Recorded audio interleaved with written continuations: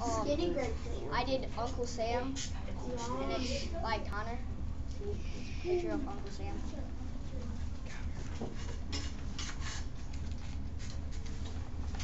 Uncle Sam, a figure symbolizing the U.S., is portrayed as a white beard, tall, with patriotic clothes, and also wears a top hat.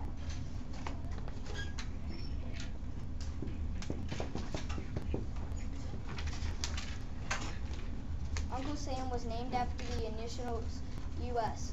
because he symbolizes the U.S. And he also was a fake guy, not a real guy, a fake guy.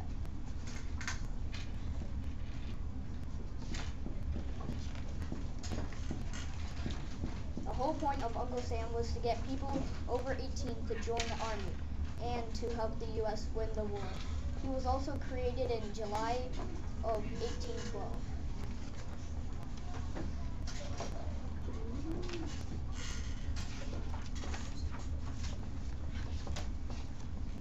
He also tried to make people to get supplies for the army, for example, water, food, oil, gunpowder, and guns.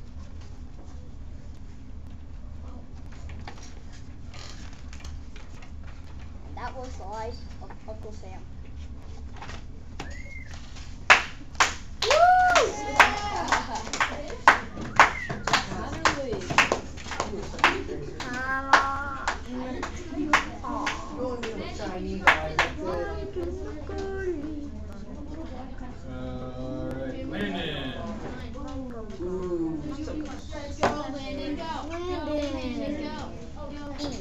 Now, if I fail over the internet, I'm gonna be mad.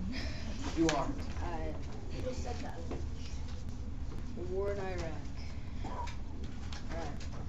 The war in Iraq is not good. We have lost hundreds of thousands of soldiers and civilians in the war by enemy attacks. Body. Picture.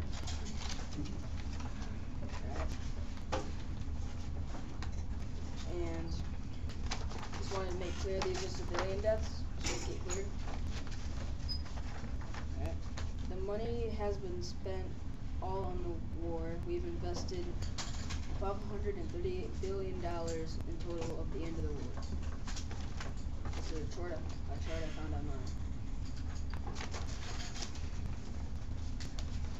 Alright. When we won the war, we stayed in Iraq for a couple more months, and then we sent everybody home. Yeah. Woo!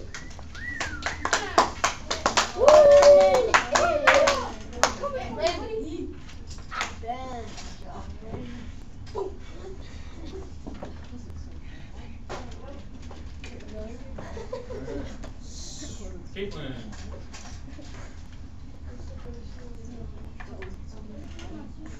3.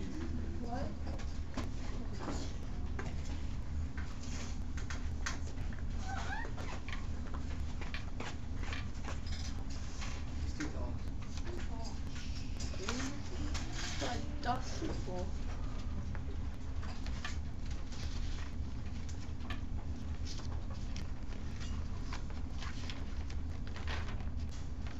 The Dust Bowl happened during the Great Depression. It had affected the states of Oklahoma, Texas, Kansas, Colorado, and New Mexico. The dust was so bad that even people in Washington, D.C. had started to wear face masks. The reason all of this started was because the states Oklahoma, Texas, Kansas, Colorado, and New Mexico all had a major drought for a few years. And then the winds started picking up, so then large amounts of dust started forming together. They had formed major dust clouds. The locals had called them black blizzards. Person in Washington, D.C., and then tornado and dust. Since the Dust Bowl had occurred during the Great Depression, it had caused the extremely devastating time in America just to become worse, especially to the residents of Oklahoma, Texas, Kansas, Colorado, and New Mexico. It caused many people to immigrate to other parts of the country. Even though it was tragic and horrifying, most people either couldn't afford to move away or didn't have the proper transportation. Most of those who stayed either didn't survive, or someone they loved didn't survive. That's like someone so like sad wearing a face mask and now he's all happy because he doesn't have to. That's like a dead person.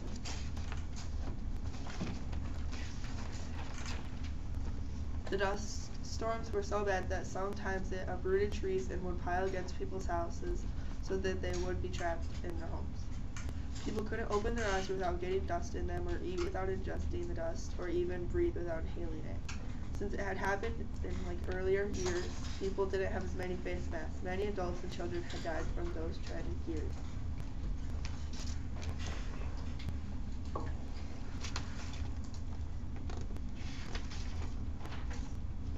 Also, the reason these storms happened, it was caused by more than one factor that seemed to happen at the same time. But at the same time, this didn't just happen overnight. It had occurred well over a decade. There were 14 severe storms in 1932, and in 1933 there were 38 of them reported. In 1937 there were 134 dust storms. By 1934, the Yearbook of Agriculture announces that 100 million acres have lost all or most of their topsoil. Another 125 million acres are about to, and 35 million acres cannot grow crops of any kind. On May 9, 1934, a major dust storm started over the northern plains of Montana and the Dakotas. And by night, it had reached Chicago, dumping around 6,000 tons of dust. By the next morning, the dust had reached Boston and New York, where street lights came on at midday and cars had to use headlights. The dust cloud was 1,800 miles wide. Sunday, April 14, 1935, was the worst storm, being called Black Sunday. The day after the storm, was the first time a reporter used the term Dust Bowl. April 1935, in Washington, D.C., a group of senators were at a meeting about the situation in the Plains State. Bored and not paying attention, one of them looked outside and said that it was getting dark outside as the sun disappeared behind the cloud of dust that started 2,000 miles to the west. 5 days earlier, on Black Sunday, the Soil Conservation Act of 1935 was signed into law by President Franklin D. Roosevelt. On April 27, 1935, this law gave farmers money to plant native grasses, trees, and certain vegetables to protect the soil from soil erosion and keep it from blowing away. By the spring of 1935, people began to die what was called dust pneumonia, and in 1938, Woody Guthrie wrote a song called Blues. During the dust storms, the static electricity was so bad that it would short out cars, leaving people stuck in the middle of the dust storms. By December 1935, experts had estimated that 850 million tons of topsoil had been blown off the southern plains. About 25% of the population left the affected states, and by 1940, 2.5 million people had moved out of the Plains state. Reporter Ernie Pyle wrote, "If you would like to have your heart broken, just come out here." The rains came again in the fall of 1939, and with the start of World War II in 1941, the price of crops were rising. New farming and conservation techniques were learned and put into practice. In the middle of the 1950s, another severe drought hit the same area. There were dust storms, but the lessons learned from the dirty 30s saved the area from having another devastating dust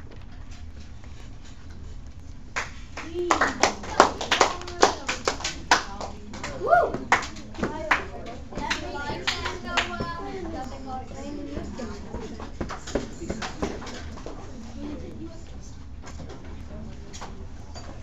My storybook is about Seminole Indians.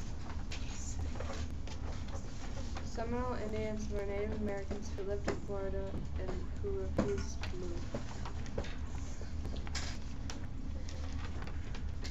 The U.S. government kept trying to make the Seminoles move away, but the Seminoles refused.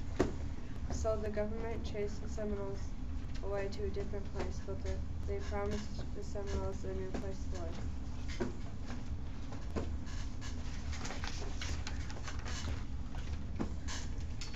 took place in the 1830s and in Florida.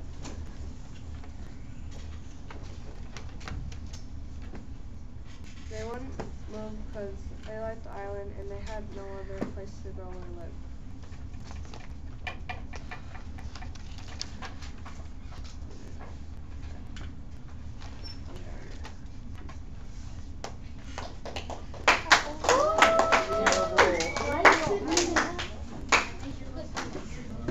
Megan.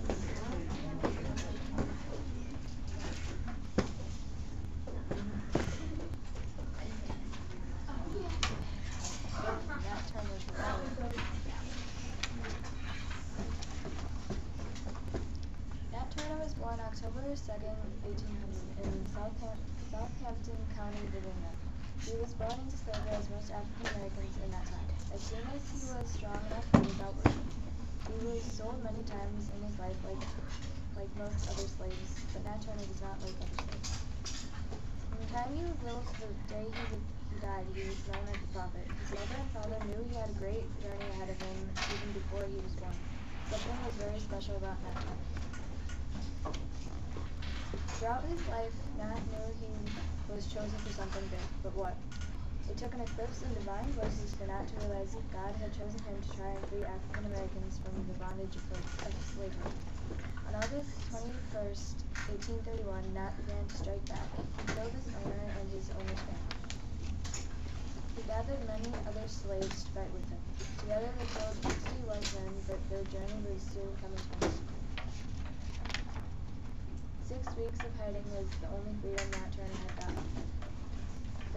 3,000 men attacked Nat and his followers. On November 5th, he was sentenced to death. Turner died November 11th, 1831. Back then, people thought his actions were stupid, but now Turner is looked upon as someone who changed slavery forever. Woo! Anyone who's not yet gone.